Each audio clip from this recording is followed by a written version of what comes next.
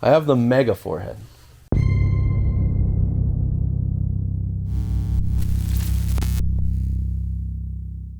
We're gonna cover the Explorer right now.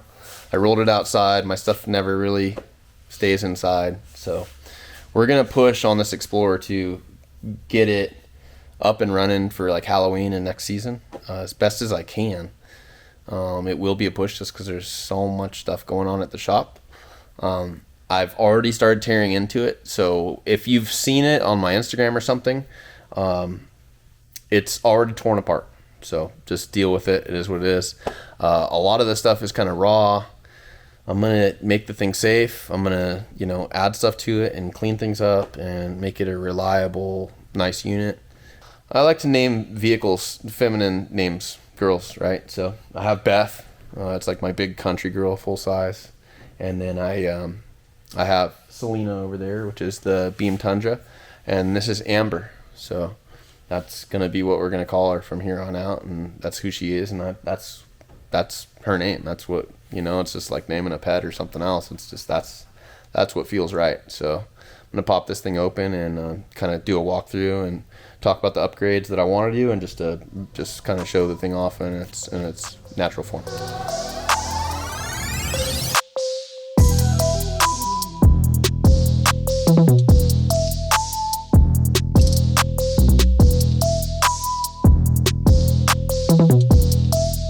So this thing's got a pretty rich history with me.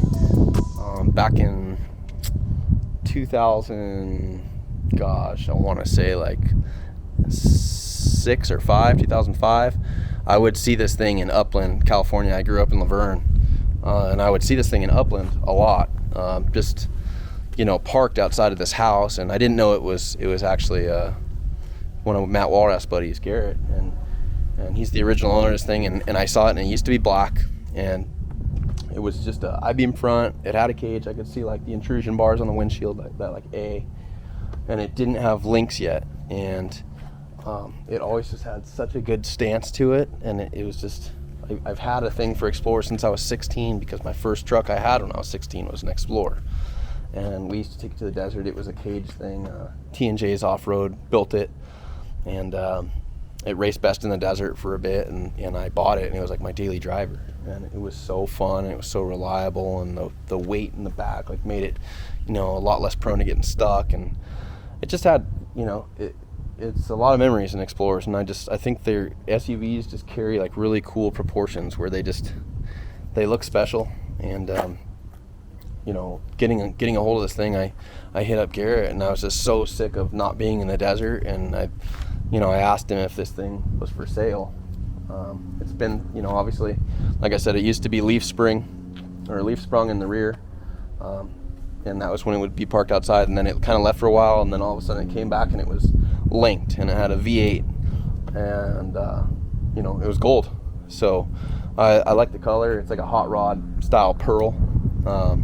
Obviously the clear coat is what it is on it. It's cracking off. The base coat actually doesn't look bad on it, but I'm not going to worry about that right now. I'm just going to button up the motor stuff. We're doing a big upgrade on the motor. I'm going to redo all the front suspension, get the trans serviced and built accordingly, and then I'm going to kind of get into it about what we're going to do with the interior. But this thing, this came from Garrett Shields. It's a really iconic Explorer. It's been around, and it's got a lot of miles in Klamath and out in the dirt. So I'm gonna get into it and kind of talk about what we're gonna do to it, and you guys can see it as it is now before we tear into it too much more. So this thing's a 92 Explorer. It's update glass front and rear. It's got the OG Baker Explorer flat top fenders on the front, which were like really iconic back in like Desert Ranger days. The same with the Fiberworks, or I think that's McNeil glass in the rear. That's the first set they ever made, so they based it off this truck. The front uses unequal length. It's a 92, so it's got update glass, but the 92s did come with I-beams, so it's unequal length I-beams, stock pivots. The beams are custom. They're pretty rough around the edges. The steering is unequal length. Don't mind the cooler there. We kind of thought about mounting it there, but it's just chilling. Everything's unplugged out of the engine bay. The spindles are kind of interesting because they're a ball joint, but they're a 2-piece rotor and hat with a Willwood 4-piston caliper, and they're Bill Strope hubs with that big 11/16 stud on there, which is kind of an old school thing, but you can see it on there. It says Bill Strope Motorsports, Long Beach, California. So it's kind of a old classic there, just from, gosh, probably early 90s or something. So what we're gonna do at the front, I think that's an upgrade that needs to happen as far as the front suspension. I'm just gonna run kind of a standardized 2.5 hub on there, with a custom beam with uniballs and Heims on the exterior with swing set. It's just that, this is only going to last so much, and with the powertrain that we're going to put in here, I don't trust that that's going to hold up, and losing a front wheel at speed is it's not an option for me in my life right now. So we're just going to upgrade that. Originally, the engine cage and the whole interior cage was built by Matt Walrath. He's a pretty iconic fabricator. It's pretty old school. It's just like all of it's 1.5 inch, and it's all TIG welded, just kind of single pass, very simple stuff. This was his early days. We're gonna retain the factory 2.5 coilover, but I'm gonna put angle into them, and I'm gonna put a 3-inch bypass in here, set in a little more of an approach angle. I'm gonna try to retain the factory booster and masters. A lot of this is kind of, I want to keep it like it is. I want to keep it period correct. I don't want to change the bumper. I don't want to, alter too much stuff to where it's not the Explorer that it always has been. So this thing is a true 4-seater. You can see the links, trailing arms, coilover bypass, bump stop. Sway bar's dangling right now, but the sway bar's got a home too. It's got a big C notch. Looks like OG sway away bump stops in there. When you open this thing up, it is a real 4-seater. There's ample room here for seats. We have a seat package already for it. We got a lot of parts already that I've already kind of been stocking for it. My main concern in here, I don't mind the dash. I like analog gauges, so I want to still run the autometers, and then I'm also going to be running a Hawley display on the passenger side. But we want to add some strength to the cage, so I'm gonna put a lot more diagonals in here, and stuff that ties both sides together, so a nice big flying W in here, some more roof tubes, and then another one that I'm stressing.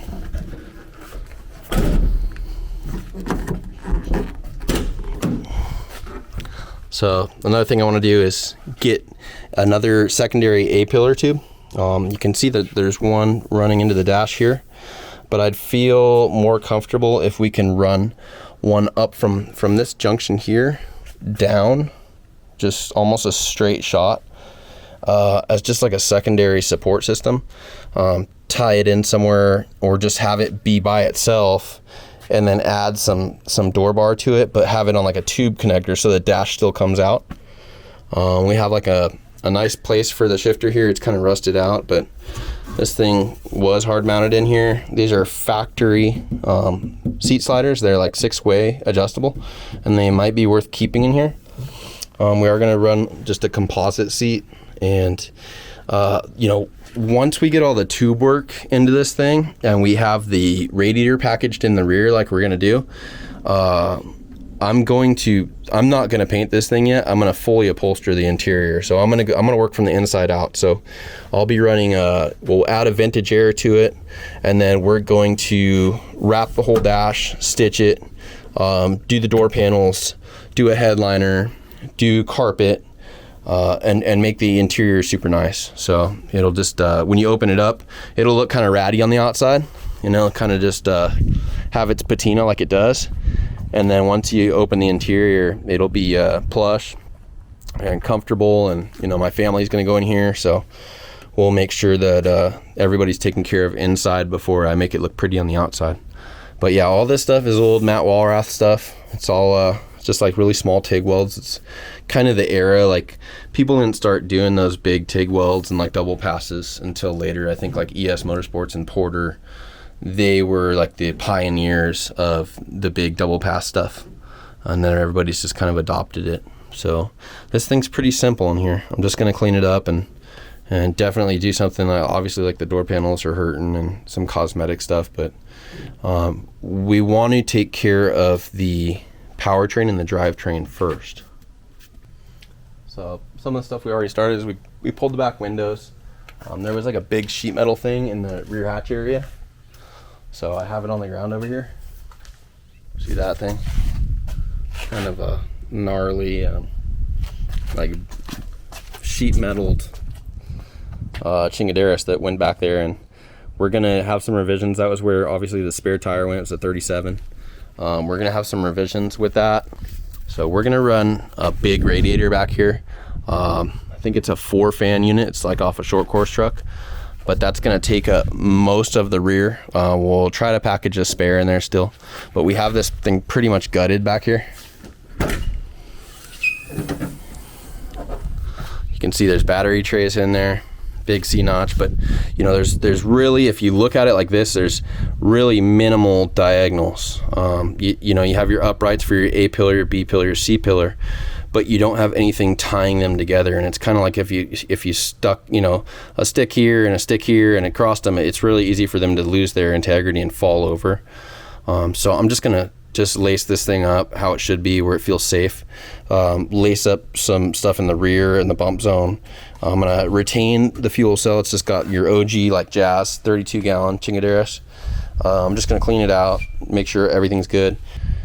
The big ticket on this thing is gonna be the engine, so that'll be for another update. Right now we're kind of just getting all the structural stuff and working on all the guts and cleaning it out from the inside out. The link pivots, the upper link pivots need some structure.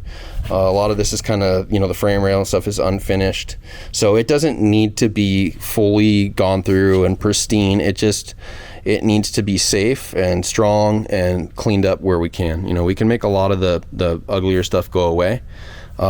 Re-sheet metal in here, so fuel cell, spare, and then big radiator. You know, I've always had this pipe dream of making like a big roof scoop duct on these things, where, you know, the top profile of this thing would have like maybe a scoop starting at the C pillar line, the back door line that goes in, and it's ducted into the radiator, and having this rear window, you know, be flush, the profile be flush, but have like ducting going in or even venting coming out.